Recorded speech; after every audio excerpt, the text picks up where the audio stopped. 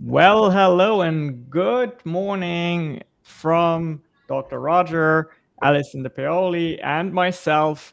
Today is going to be a very interesting live stream because, from my perspective, as someone who's helping to promote DPC and helping employers providing affordable and high quality healthcare, I saw something that always was a question when you would have to help larger employers. How can we meet the needs of a more complex workforce and meeting certain legal requirements? All of those things that you are experts in, especially Allison as a business consultant. But yeah, let's hear what you had to do, the both of you, to be the perfect team to help employees. And yeah, I'm sure our viewers have questions too that they can put into the chat if that is what they want. Excellent. Thank you, Shankar. Thank you, Allison, for joining me on this LinkedIn Live.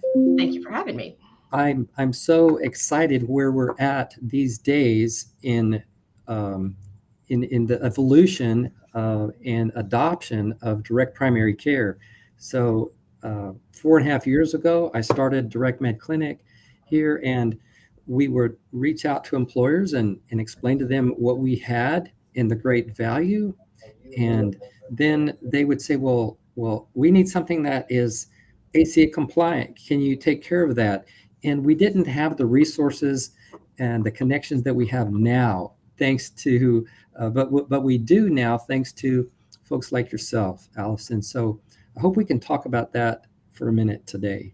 Yes, I think that would be a great conversation. I know people reach out to you a lot about accessing direct primary care, but if you're an employer with more than 50 employees, you do need to offer an ACA compliant plan or pay a fine and a penalty, and that's never a fun thing. So we are now finally, in the last couple of years, able to properly integrate the DPC arrangement, both the financial and the care arrangement, back into a self-funded insurance plan, which helps lower the employer's costs, turning a lot of random cost into fixed predictable cost, is because you are a fixed predictable model, as well as helping to guide patients to high quality care if they need something that your practice cannot provide: an MRI, a surgery, a knee replacement, a physical therapy. You help guide to high quality providers,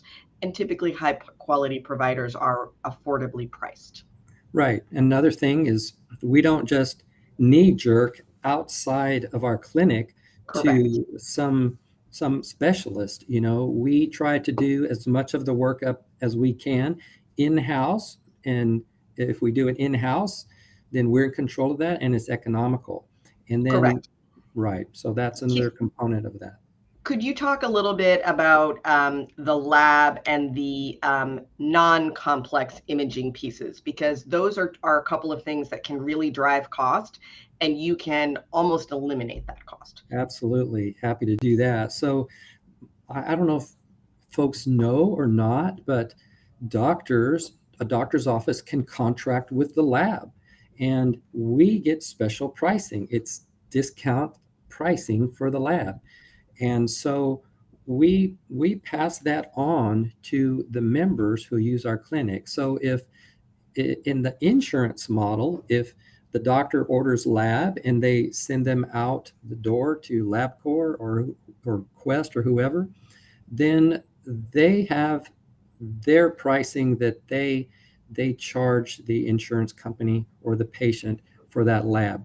In our model in the clinic, we have our deeply discounted rates for labs, and we just add a small draw fee to that, and we pass that on to the patient. If it's with an employer, we typically just pass on that small fee as a pass through to the employer's self-funded plan. Would you be all right if I gave you an example of some of the savings? Absolutely. Mm-hmm. Okay, so the let's talk about a complete metabolic panel, and I know that your cost for that is less than $5. And I reviewed claims for a large employer not too long ago, and they had 33 instances of a complete metabolic panel that was paid, not billed, paid at $1,680.97. Now, that is egregious in its own right, but the carrier average for that complete metabolic panel that you charge less than $5 for is in the $80 range. Wow. So you're still looking at a 20 times almost savings. Wow. Wow. It is remarkable what a simple little test like that, and most people should have that on a pretty regular basis. And if they're going to have a complete metabolic panel, they're having 4 or 5 other tests as well, correct? Absolutely. That is one of the most basic lab draws that we do. Yep. And so that is so striking. And then, another one is the imaging. We have contracts around town with cash pricing for imaging, and it's the same deep discount that we pass on to patients and employers. Mm-hmm. And it is remarkable. We just had somebody that you referred for an MRI, and I believe the MRI price was about $550. Correct. Okay, an MRI of that particular variety, and we'll leave that out due to patient confidentiality, is in the neighborhood of $3,000 as a walk-in or insurance-paying patient. Mm-hmm. So the savings are remarkable. Remarkable. And the machine is no different, and how it's read is no different, and the result gets back to the doctor the same way. It's great. So I have a question. If I am a small employer, and I kind of want to find out, am I ready for this approach so that it actually saves me money? What are some of the numbers and metrics I should look for before I approach you or Dr. Roger to get help? You should take a look at your staff and see if maybe listen, don't take a look, but listen for people that are having some challenges that are not accessing care in any way. In Texas, high deductible health plans are incredibly prevalent, and even a 2,000, but most plans have a $3,500 or $5,000 deductible. For somebody that makes $50,000 or $60,000 a year, that is functionally uninsuring them. Mhm. And even if they just go to the doctor, they're afraid because it costs. And a doctor's visit may not be very expensive, but what if there's A, B, C, D, and F after that, right? You don't know, and then you're terrified and you don't have that money. We all know that, most people don't have even $400 to cover an unexpected expense. So listen for that. And if that is a challenge for you, then DPC is a way where you can help give somebody access, right? You're accessing 80% of their medical need. If somebody needs their knee replaced, Dr. M is maybe not going to do that, but he'll help up until that point. Basic stuff can all get done that way. If you're a small employer, it may be as simple as choosing your direct primary care relationship and then changing your deductible to a very high deductible and maybe using some other strategies to ameliorate that, but that'll reduce your costs. Mhm. If you're a little bit of a larger employer, then you should absolutely look at moving into a self-funded or partially self-funded arrangement, changing as much of your healthcare spend from a unknown expense to a fixed cost, because you will see your costs. The average in San Antonio is about $8,000 in claims per employee. We've got employers with direct primary care relationships that are running at about $2,500. That is a significant difference, and that was just a whole lot of insurance. So how can I unpack that for you? So another thing, Shankar, that I wanted to mention is something that we've noticed over the last couple of years with employers, that they're very used to the plans that they've had, even though they're just getting gouged by the pricing, and they're afraid to make a change. DPC is so new that it really is such a concept that takes a little while to warm up to and to really experience it and understand it. So what we've noticed, and if you're a business owner, you may want to do this yourself.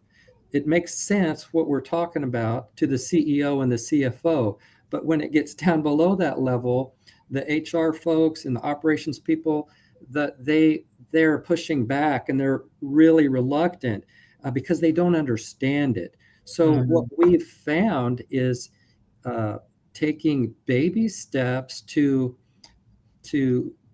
make some small changes first is a great way for an employer to kind of warm up to what we do and maybe even do a beta test with us or another DPC clinic to experience it. And it really is. I've seen the light come on in people's eyes when we do that, and then they're all over it.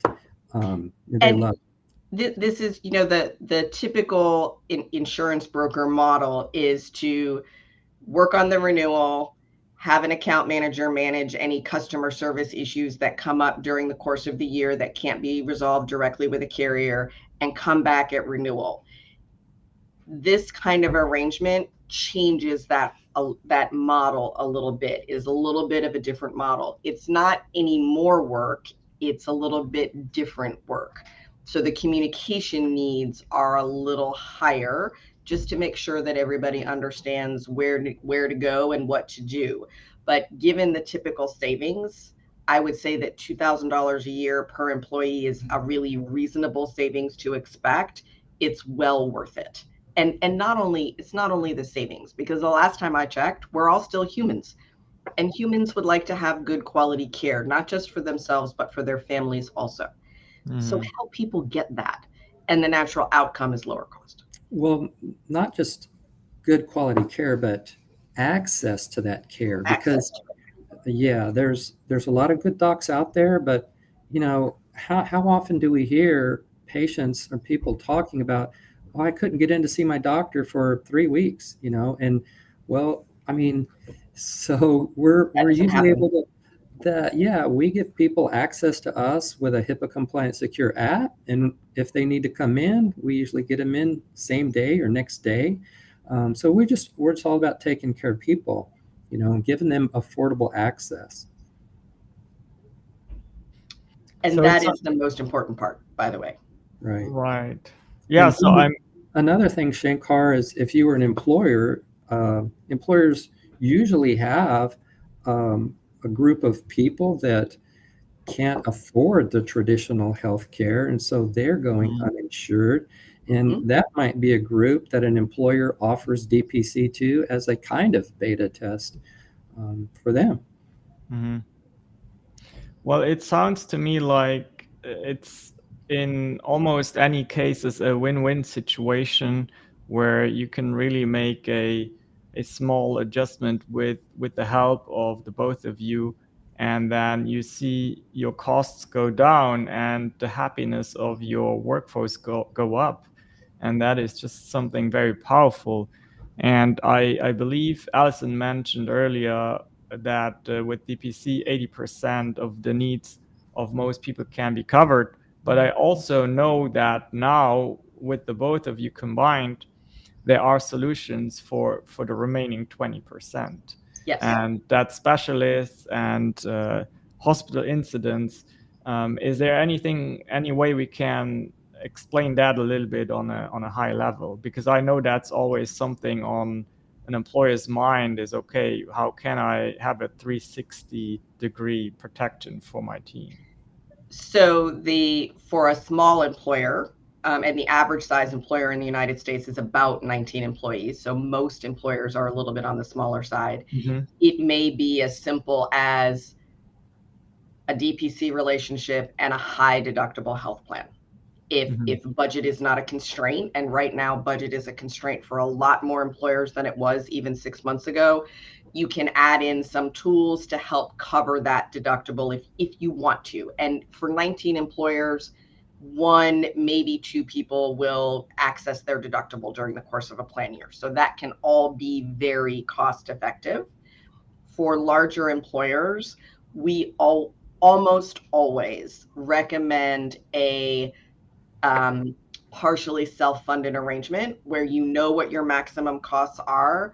We can make that very, very easy now for mid-sized employers, 50, 100, 200 employees. Make it look like a fully insured plan. Just get out your card and off you go. And as the employer, you pay your bill once a month, and you don't need to worry about, this month it's $3,000 and next it's 10. You don't need to worry about that. You just pay what looks like a premium, and everything else gets managed on the back end. When you do that, you can manage and you can do things like pay cash pricing for MRIs or pay a cash price for surgery, because that happens in the TPA's office. Mm-hmm. You can't do that with a big insurance company. You are stuck with the network. Mm-hmm. Networks typically pay twice or 3 or 5 times what Medicare does. Cash pricing is closer to what Medicare pays.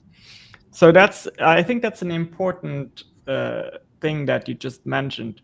Self-funded doesn't mean self-managed in that sense that now the me is left to their own, having to navigate all of that. Oh my gosh, no. I think that is, I actually can tell you me talking to a lot of entrepreneurs, small business owners, they think, wow, that's what that means. Self-funded means I now have to run that. But absolutely not. That is a misconception. And so you help, who helps with that? Because you said it's just as easy as paying a premium. Yes. So there are a lot of small employers that are level funded with one of the big carriers. We can do that same arrangement in the independent market that we work in for larger employers.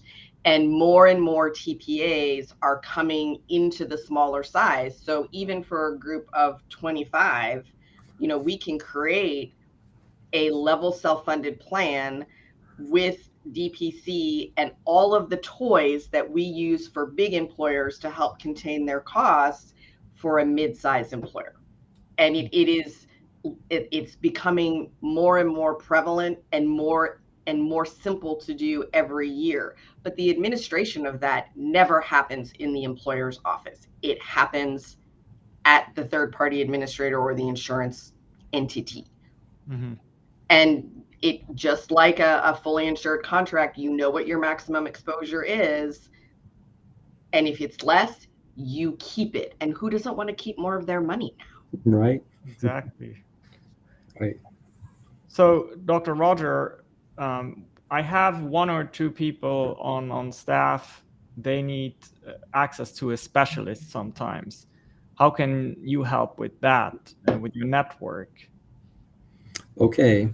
Well, that's interesting the way you brought that up, because these days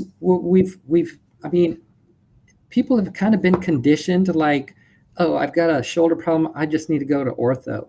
Well, no, that's not necessarily the most economical, affordable approach. So it's usually best to go to your primary care doctor, which that's what we do. We're trained in all that stuff. We, in the direct primary care model, one of the ways that we can provide this great care which is affordable is there's so many things that we can do before they go to the specialist. And sometimes specialists get annoyed actually if folks come in and they're not going to be able to do surgery on them, for example. Surgeons like to do surgery. So I got off on a little tangent, but so anyway, somebody has an issue that might need a specialist and we see them. We contract with a company called Rubicon MD, which is a group of specialists. We can consult electronically with that group and find out if that person really needs to go to the specialist or not, or if it's something that we can manage in our clinic. So that saves a lot of money. and might save people some unnecessary surgery or some unnecessary procedures, unnecessary lab tests. So it's a way that we can keep control of our patients because we have a relationship with them, and it's affordable and it's good quality care. So that's a wonderful thing that we have available to us in our DPC clinic. I want to throw out one other thing. There are a significant number of physicians that have sold their practices or simply hired by large hospital systems. And I think that there is a place and a need in the world for large hospital systems. But those hospital systems put constraints on their providers. And I have direct experience with my mother.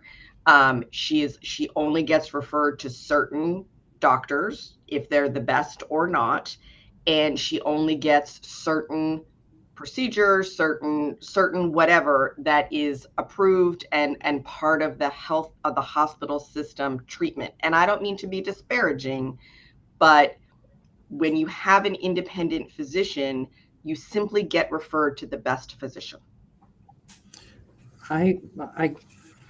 This is an example of the incentives being out of balance. The incentives in that example are for the hospital, okay? But in order to make the best changes in healthcare, we need to realign the incentives that start between the doctor and the patient, and specifically the primary care doctor in an example like this. Because your mother, my sister, your aunt, or whoever, they need a healthcare advocate and somebody to help navigate them through the system. And that's another thing that we do in direct primary care. I mean, that is my patient. I'm going to help them get the right care at the right time.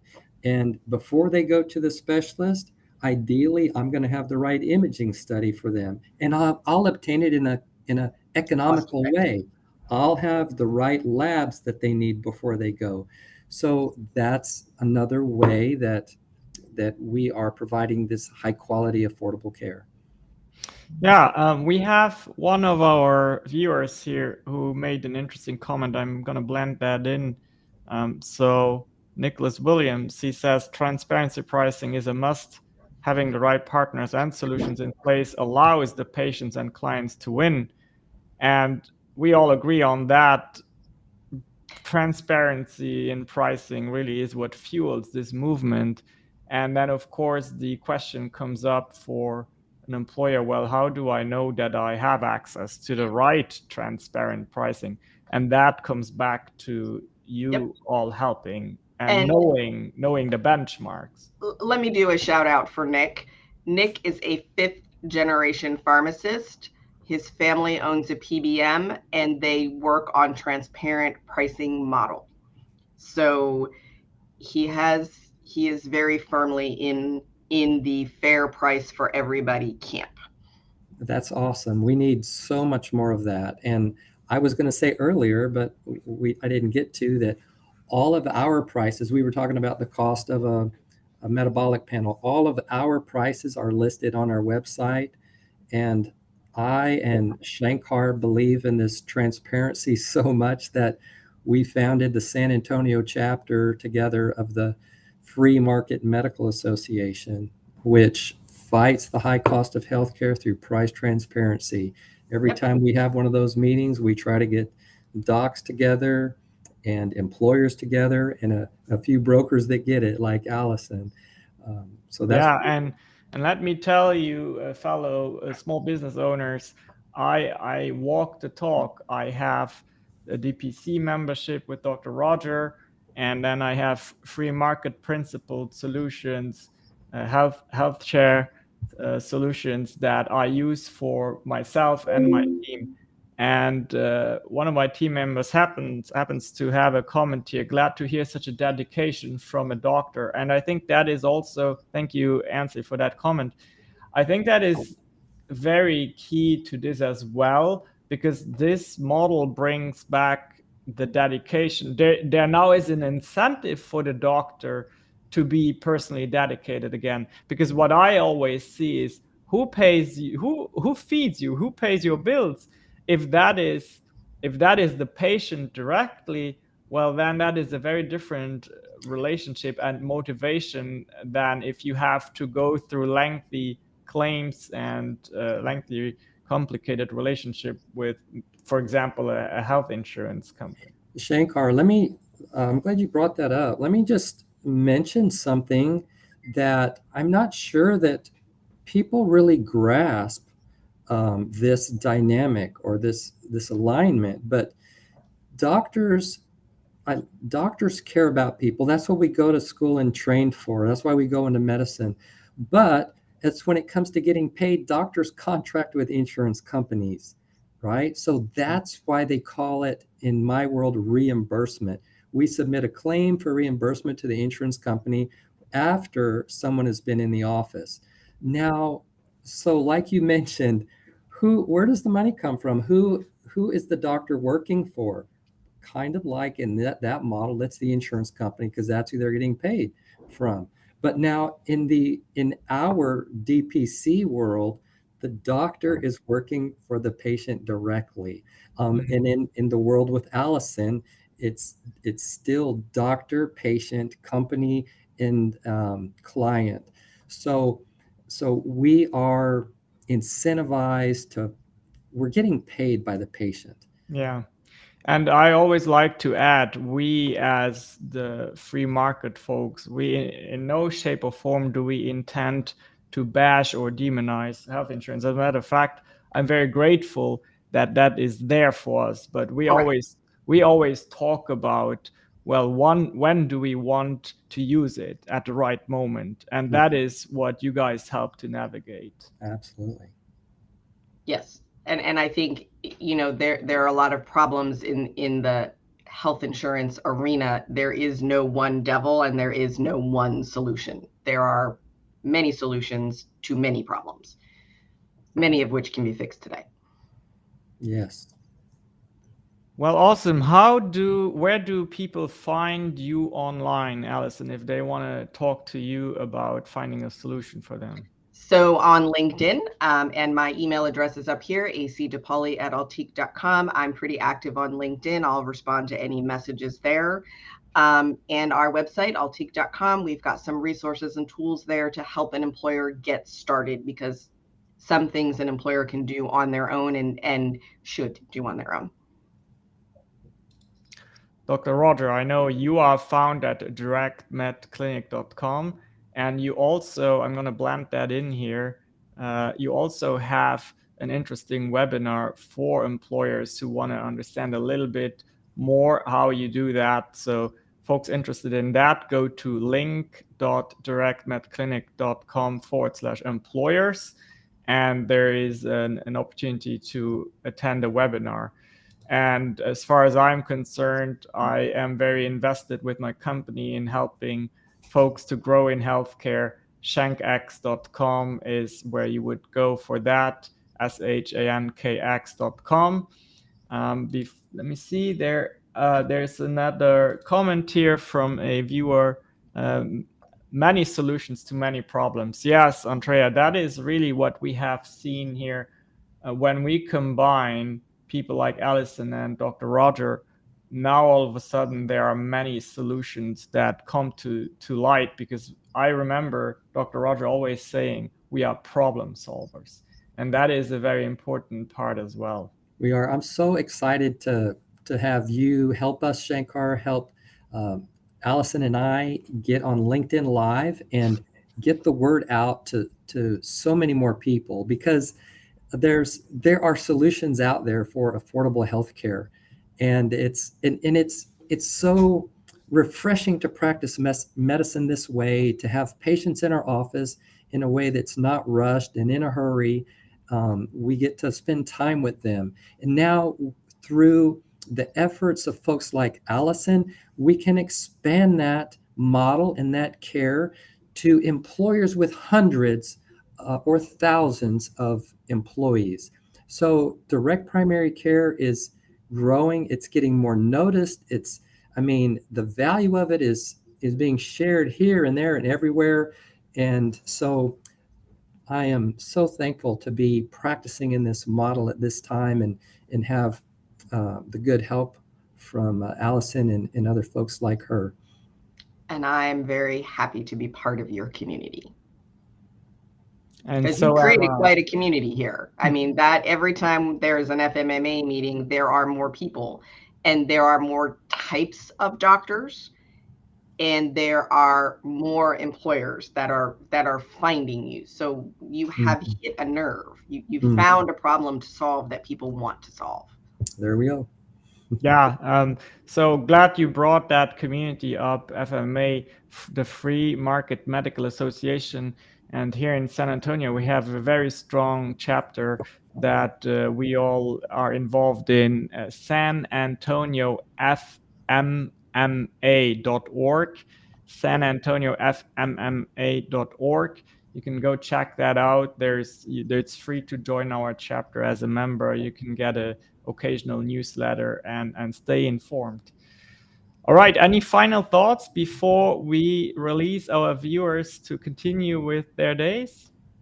Don't accept the status quo. As an employer, you can do better. You can do better for your employees without a great deal of effort, and you will benefit also. There is affordable, accessible healthcare out there. Awesome. Thank you so much to both of you. And I am very sure we'll do that again in the next weeks or months. And you all have a great rest of your day. Thank you. You too. Bye. And bye.